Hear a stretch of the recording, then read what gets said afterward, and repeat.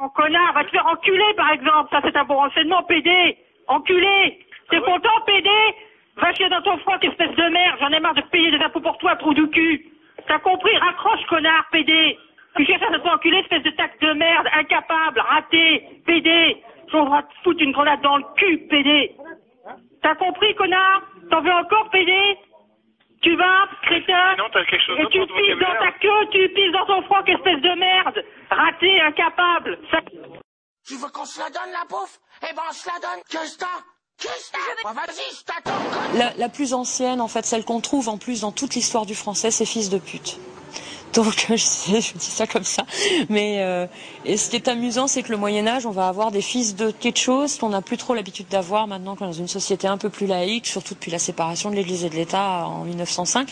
Mais on a encore au 19e siècle des traces de fils de moines, par exemple, ou fils de prêtres. Vous voyez, les fils d'eux, ça marche toujours. Ce qui est intéressant, c'est que vous avez des modes, donc vous avez des phénomènes d'apparition de